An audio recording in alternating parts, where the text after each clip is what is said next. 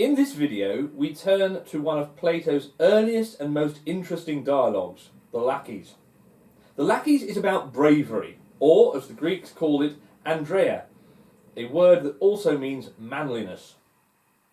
The discussion takes place between two celebrated generals, Nicias and Laches, with Socrates acting as a kind of moderator and critic. Each man tries to define what bravery really is, and each, in turn, fails. At first glance, that might seem strange. After all, these men are professional soldiers. If anyone should understand courage, it is they. But as Socrates soon shows, it is one thing to be brave, and quite another to know what bravery is. The conversation begins when Laches and Nicias are asked about whether boys should be trained in a new form of military exercise, fighting in armour. The question quickly leads to a deeper one. What exactly is bravery? If you do not know what bravery is, how can you know what kind of training will produce it? Laches gives the first answer. Bravery, he says, is standing one's ground in battle and not running away. It sounds plausible, but Socrates immediately asks whether a tactical retreat might sometimes be brave too. After all, generals often withdraw their troops for strategic reasons. If bravery includes retreating, then it cannot simply mean standing firm. So Laches tries again. Perhaps bravery is a kind of endurance, persistence in the face of fear or pain. But Socrates points out that endurance can also be foolish. A soldier who persists in a hopeless fight out of stubbornness might be daring, but he is not necessarily brave. The conversation goes round in circles until Laches admits defeat. Then Nicias takes over. He suggests that bravery is knowledge, the knowledge of what is truly to be feared and what is not. Socrates finds this intriguing but also problematic.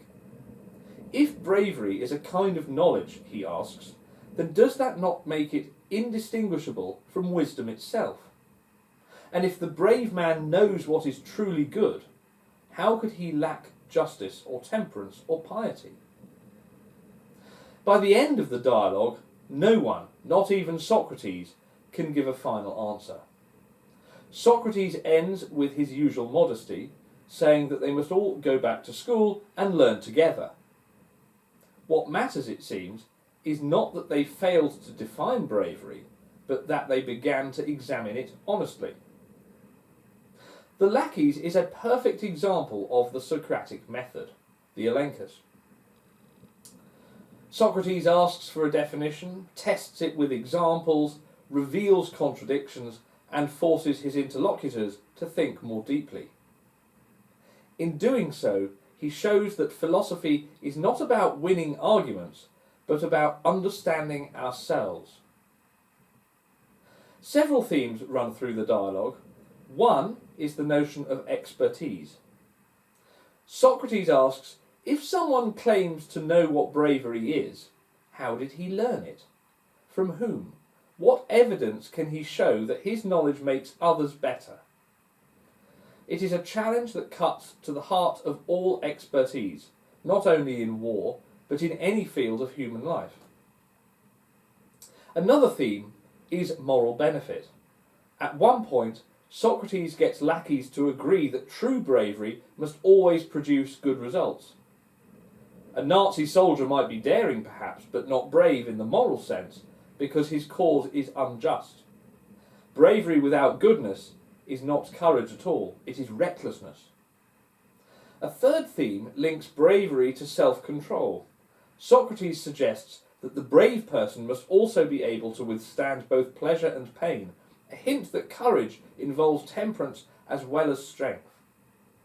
Once again, the discussion seems to expand until bravery overlaps with other virtues entirely. And underlying all of this is the Socratic command to know yourself, to examine your own life and test whether your actions truly match your understanding. At one point, Laches says to Socrates, "You can examine me on whatever you want. I have admired you ever since that day we faced danger together and you proved your mettle." For Laches, Socrates' words carry weight precisely because he has lived them. He has shown real courage on the battlefield. The dialogue then is not just about what bravery means, but about how we connect our words to our deeds. When Laches later teases Nicias, saying, "These men everyone agrees are brave, and you are trying to take that honour away from them," Plato captures the tension between the practical and the abstract. Nicias' definition, though clever, drifts so far into theory that it no longer fits ordinary experience. Once again, Plato shows us how difficult it is to define moral qualities without either oversimplifying them or losing sight of their real-world meaning. And this brings us to some questions that the Laches still poses for us today. Why is it significant that Nicias, Laches and Socrates, all men known for their courage in battle, cannot say what bravery is?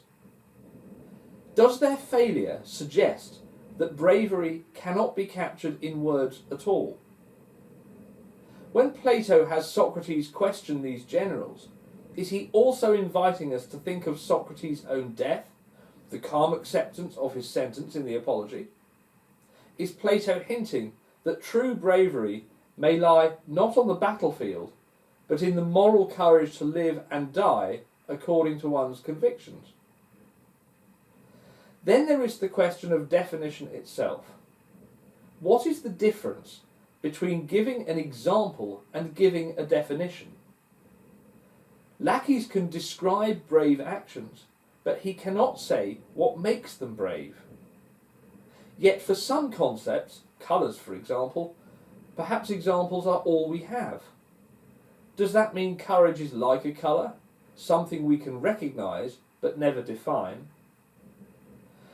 And what about Socrates' fairness? Do his questions genuinely help Nicias and Laches think more clearly? Or does he trap them in contradictions they might never have fallen into alone? Could they, if left to themselves, have come to an agreement about what courage is? Now let us bring those questions closer to home. Think about how you would define bravery.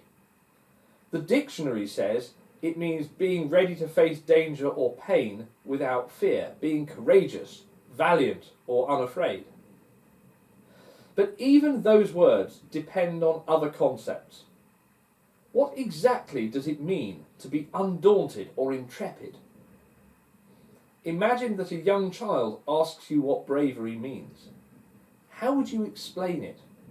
Would you point to a firefighter running into a burning building, or to a friend standing up for someone being bullied? And if you wanted that child to become brave, how would you cultivate that virtue? Is bravery something we can teach through words and examples, or only through experience and imitation? These are the kinds of questions Plato wants us to wrestle with. The Laches may end in an impasse, known as aphoria, but it is a productive impasse, one that opens up our understanding rather than closing it down. The dialogue shows that philosophy begins not with answers, but with the courage to question our assumptions.